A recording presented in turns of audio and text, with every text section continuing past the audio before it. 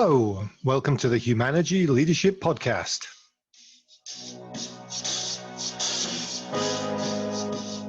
I'm David Wheatley, and we're here to talk all things leadership. Well, my guest this week is Jon Rennie, and Jon comes to us with a fresh new book, All in the Same Boat. And also, I was a guest on his podcast a few weeks ago, which was a lot of fun. So welcome, Jon. Hey, it's good to be here.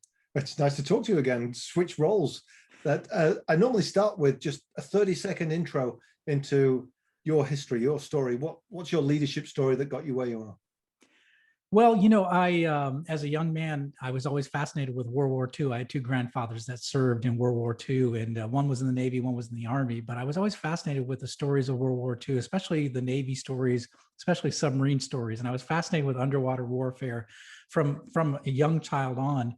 So that's what I decided I wanted to do with my career, is become a naval officer on a nuclear submarine. And with the Cold War kind of in full swing, as I was coming up, I went to college and got a mechanical engineering degree and went right into the Navy as a naval officer on the USS Tennessee.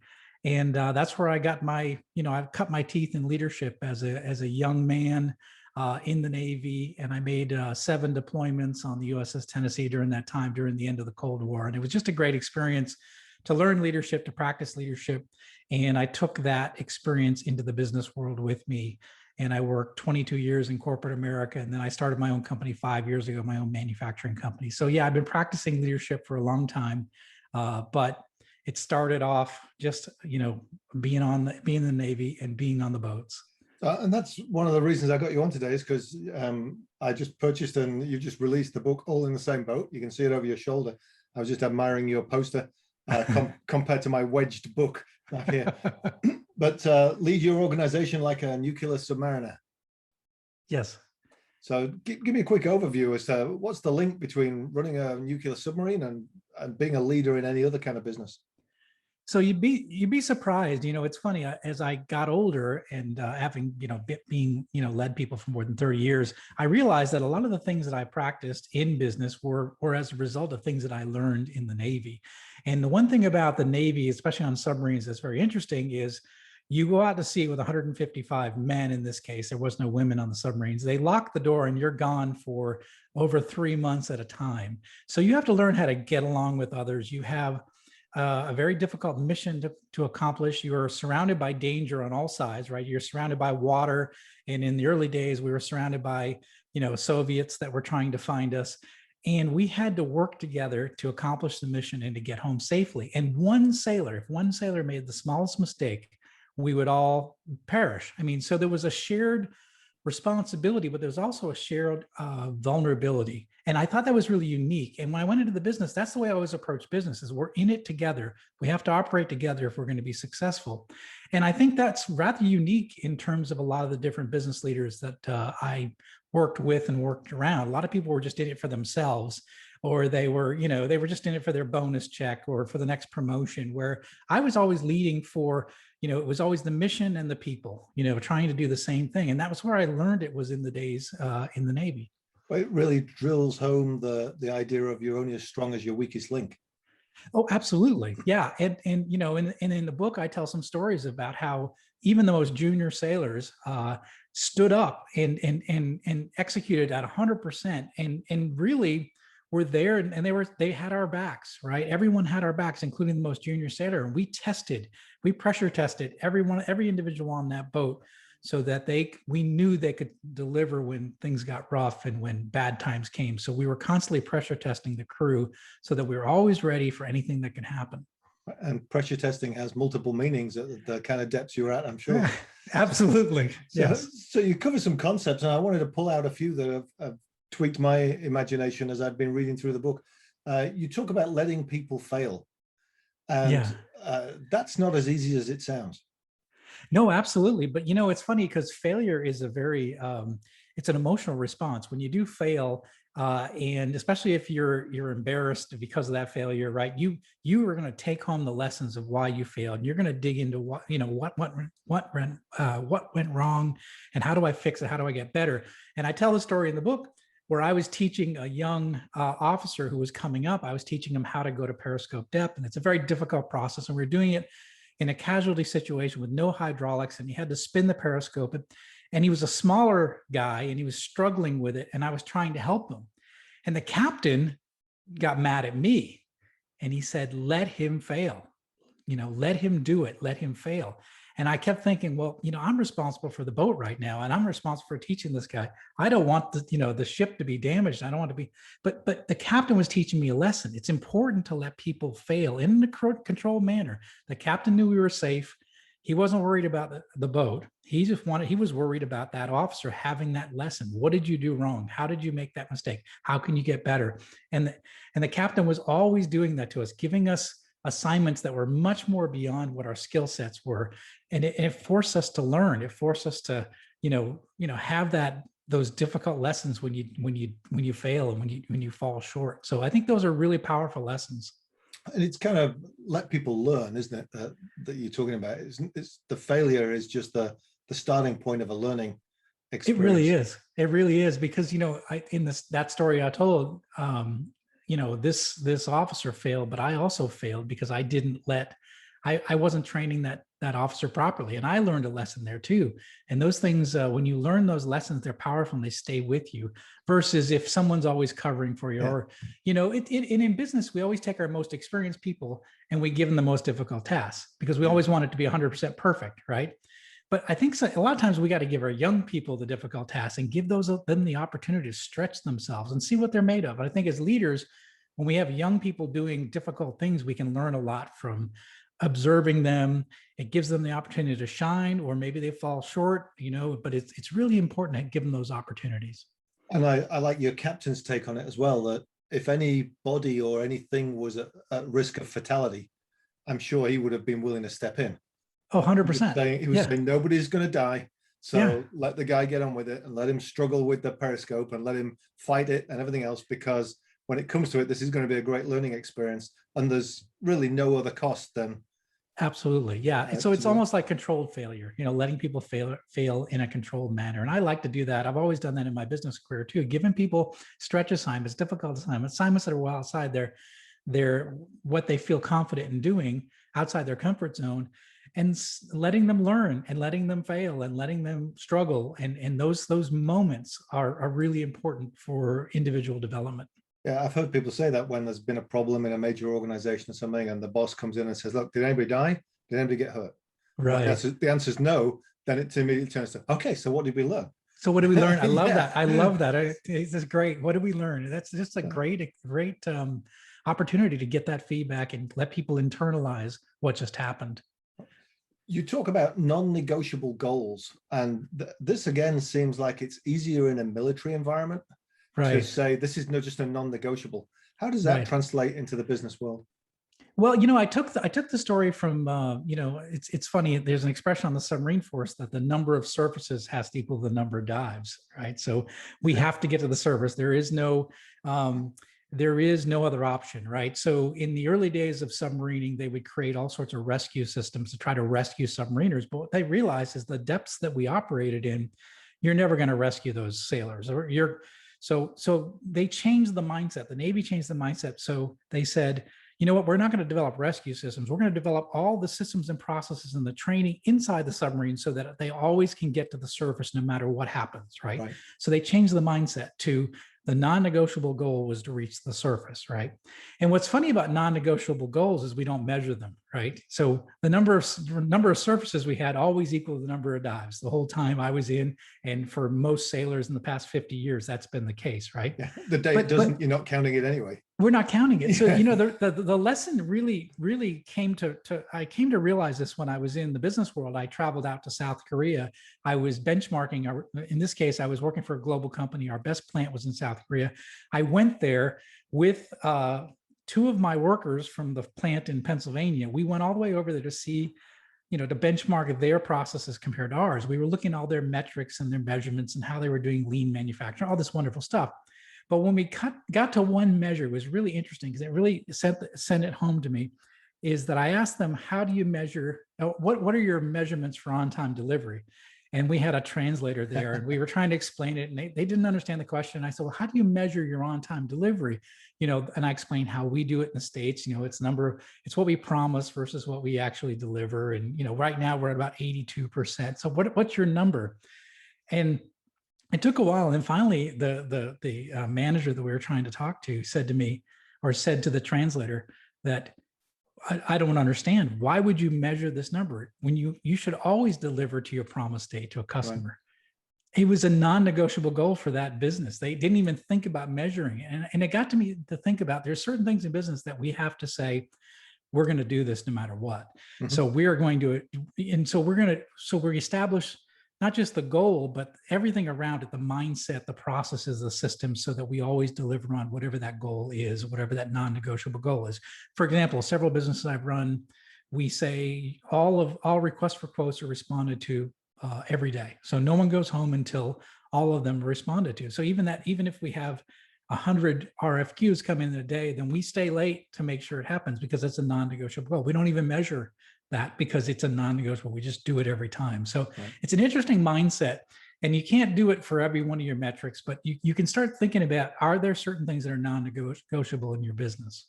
Yeah, I think that's a great concept to apply to that, to say this one is so important that our only metric is binary. Right, exactly. Yeah, did we fail or did we? Yeah. And like, if we don't surface, that's a fairly binary metric. Exactly. Yeah. We don't measure it. Yeah, I love that. So you also talk about getting the best out of all the people on your team, even the challenging ones. And I imagine on a submarine, the challenging ones are amplified. Yeah. So but you couldn't get away from it. So, leadership on a submarine is a 24/7 business. There's no going home after a tough day and, kicking your feet up and watching TV and relax and think about it, or getting a beer. There's no beer. You're in it 24/7. You're in the wrong Navy. I know. Right. Yeah. Exactly. So, but, and so you were surrounded by people that were really good and some that were challenging, right? And, I tell the story. I had a Petty Officer McKinley, and he was always an interesting guy because whenever he was bored, he would get into trouble. He would find ways to get himself into trouble. And, I tell the funny story. I was doing an inspection of the engine room before I was getting ready to take the watch, and I heard what sounded like somebody running on a treadmill. And of course, there's no treadmills in the engine room, so it didn't make a lot of sense to me. And by the time I got all the way aft into the aft end of the engine room, where the propeller shaft exits the pressure hull, right? Petty Officer McKinney was holding on to two light fixtures, and he was running on the shaft. And we were submerged in the middle of the Atlantic Ocean. I mean, it's a very dangerous thing he was doing. And, when I asked him why he did it, he said, oh, I don't know. I didn't know if I could do it. So I was trying to see if I could do it. And just he was a curiosity. He had a lot of curiosity. But the thing is, he was very brilliant. And but when he got bored, he would do strange things. So what I found is that I had to challenge him. So he ended up being one of the best reactor operators on the ship.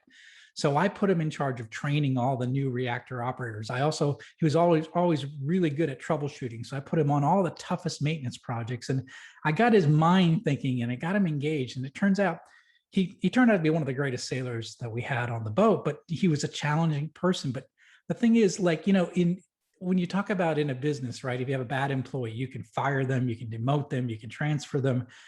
There's always ways you can get out of dealing with a challenging employee. Well, on the boat, we couldn't get away from them. We couldn't change out people. These were the people that we were operating with for the next, 3.5 months. And so I think I've learned through that lesson is to be able to get along with the team that you have around you. Right. The quirks, the goods and the bads, right? And I talk in my first book about that leadership is a people business. It's about getting to know your team, getting to know their capabilities, what makes them tick, and optimizing that for whatever the mission is that you have to get done. And that's what we had to do on the boat. And I do that in business as well. So because you couldn't just open the door and say, off you go, you're done here. Right, you were forced to say, let's look and see how we can keep him busy. Let's look and see where we can make use of him. Let's look and see where he can be a value to the ship. And that's translated to, I imagine, the way you work with people. There's some people I work with who can be very quick to say, okay, let them go, let's get another one in, as opposed to saying something we do all the time, say, what's working? Let's ask that question I first love that. before we get to the, if you ask it the right way, you never have to ask the what's not working question, because it focuses you in on the what's working. And absolutely. Yeah. And, and every person's different, and you have to find, where they're, where's their passion? What are they really good at? And what do they get excited about? And if you can align their personal passions with what the needs of the business, then you have some really magic happens that way. And I think we're able to do that with this one particular sailor. And I try to do that as best I can. You can't always do it that way. Some people get stuck doing jobs they don't like. And so, I try to make that as temporary as possible. But as much as you can motivate people or align people to their personal goals, matching the business goals, then I think it's a lot easier to manage people when you do that. And your guy there reminds me of a lot of former US Marines that I've worked with. And I make the semi-joke about US Marines is that there's nobody better to have alongside you if they have a mission. Yes. There's nobody worse to have alongside you if they don't have a mission. And, yes, and so when you see them in manufacturing environments, you say, just give them a mission and keep them on missions all the time, and they'll be great. The moment you don't give them a mission, they'll destroy whatever it is that's in front of them. So true. My head of production in my company is a former Marine, so we joke about it a lot. Same probably relate to that then. Yes, 100%. Yeah, I've always said you drop them in a port and give them liberty to go forth and do whatever it is they want. Yeah, they'll be back with the was it the Navy patrol, shore patrol before you know right? It. Shore patrol, exactly. Yeah. So now you've been 20 odd years in the business world, and you talked earlier about the idea of pressure testing. How do you pressure test your folks in a manufacturing environment? Yeah, so it's a very similar thing. I talked about in the book that our captain would constantly be testing us and evaluating, so just making sure that we were ready for anything that came, right? So I think with respect to how I do it in business and how I do it with my own business today, it's really continuing to operate the business at a very high level. So a lot of what we do is we have a lot of high level of accountability when it comes to operating the plant. And I'll give you the example. So in the morning, even I do it in my business today, I've been doing it in manufacturing businesses for a long time, is we'll have a stand-up morning meeting with, here's what we're going to do today, right? Yeah. And we give everybody the opportunity to say, to give any feedback, like one of the parts coming in, when's this customer order going to ship, when are the trucks coming, everything's integrated. But what's great about this meeting is we talk about what we said we were going to do yesterday. So we always say, like, okay, we said we were going to get this job done, did this job get done? So there's a high level of accountability, and we're working together. And I think when people come to that meeting, they know that they got to come to that meeting with answers. They have to come to that meeting with credible responses, because the rest of the team is holding them accountable to getting it done. So you don't want to come to the meeting unprepared. You don't want to come to the meeting kind of missing out on what you committed to, your promise to. So I think in a way, it's a bit of a peer pressure environment that we do in the manufacturing world, that everybody feels feels responsibility to the mission. They don't want to let anybody else down. So I think that's something that we've been doing. We don't do fire drills, and we don't, like I talk about in the book, where, we all run to one part of the ship and we put out a fire, a simulated fire. We don't do things like that, but it's the idea of there is a shared accountability to the mission, and you don't want to let your shipmates down, in this case, your teammates down. So, and that's a big part of what we do in our business. And, it's funny. I see so many people, they say, well, I don't like meetings. We shouldn't have meetings.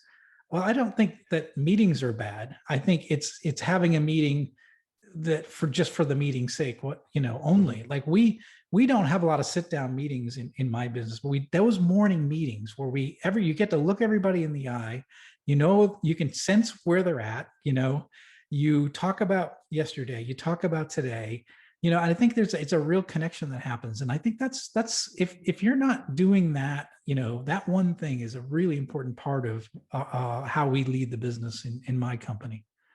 So, and I love the way you've taken this idea of we're all locked into this metal tube in the under the Atlantic Ocean, and we have to do this and we have to operate this way. And you're applying the same things to a business environment where people do get to go home at night, but Right, they still right. have each other's backs, and they still have accountability to each other, and they're still making sure that they're looking for opportunities within each other at the same time, because you're building that culture in your organization. Absolutely. It's funny because they don't want to let their teammates down. It's not so much me, it's not the boss, it's the teammates. Like, I don't want to let the team down. And that's a beautiful thing that happens. And, in a way, I could not be at that meeting and it would be just as effective, So I think that's really important. But that takes some discipline to start off with, which I imagine you had to instill when you first started the business. It didn't happen that way. No, you're right. And, so there's a natural tendency, and I talk about it in the book too. There's a natural tendency. So people think you're crazy in the beginning, right? Once you start doing something like this, we're going to have a stand-up morning meeting every morning. We're going to talk about this. And they're like, every morning? You're like, yeah, every morning. Another meeting? Then, yeah, right. Every morning. And it's going to be a stand-up meeting. You mean stand up, like no chairs? Yeah.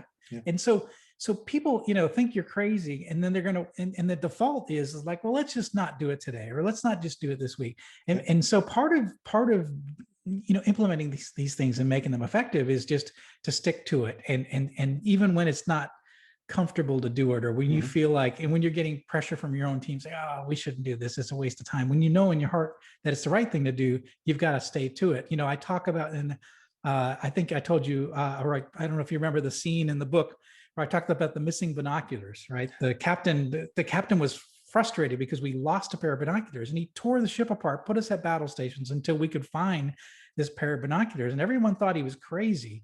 Like, this guy's lost his mind. It's just a pair of binoculars. We got 6 or 7 other pairs. It's no big deal. But he was concerned that, a binoculars left in the superstructure, once we submerge, would rattle around and we would create transients and give away our position. Our mission would have failed if we didn't find those binoculars. And he knew that. And even though everyone thought he was crazy, he knew exactly it was the right thing to do. And so he stayed with it. And I think that's part of what we have to do sometimes as leaders, is that sometimes people look at us and say, you're crazy. So you've got to just stick with it until it becomes, oh, I understand why he's doing it that way. I understood why the captain, did that, why he had to find the binoculars eventually. Right. And my team understands why we do these morning meetings now. But in the beginning, it's a little bit like, oh, come on, do we really have to meet every day? I'm like, yes, that's a morning meeting. So. And I'm sure there's an interim place there as well that says, I don't really get why, but you better put those back where you got them from, because if not, we'll be on battle stations for 24 hours while the captain finds them. Yes. And so it's kind of fake it till you make it. I've created the discipline, and then the why will filter to the organization as they understand that. And the that's it. So sometimes you're the only one who knows why, right? and sometimes you can explain why, but it really takes time for people to say, oh, I understand why he's doing it this way. So sometimes you can explain it and it doesn't even make sense. So you just have to do it to where they understand and they see the value in it. I found that in manufacturing environments with turnaround folks, that the first thing they want to do is to have an offsite with all the leadership.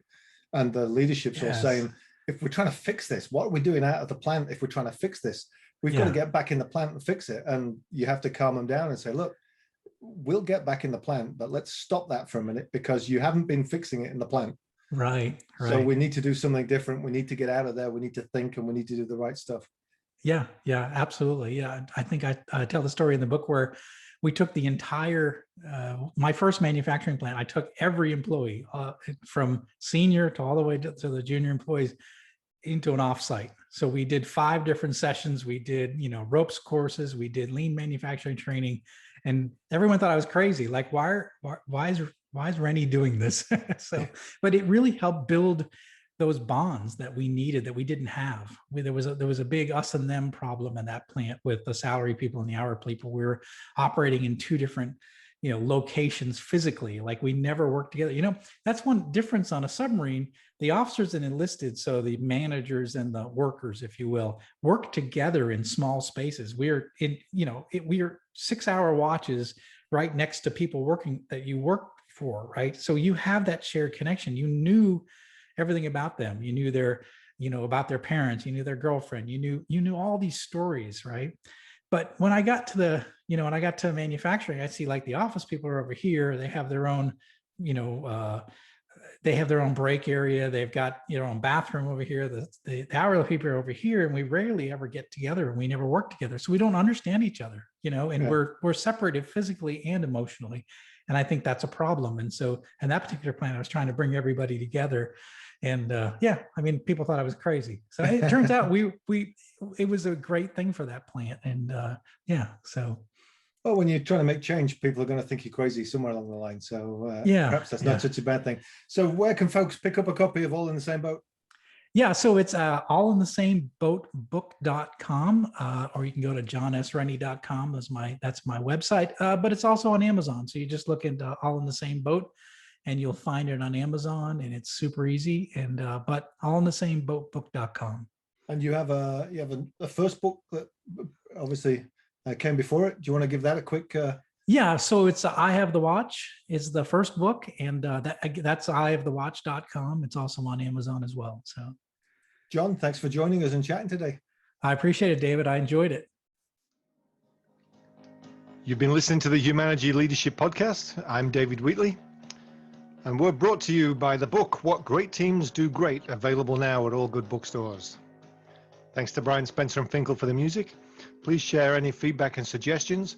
I'm available through humanergy.com. And go to iTunes, like, subscribe, and leave us a review so that other people can find us.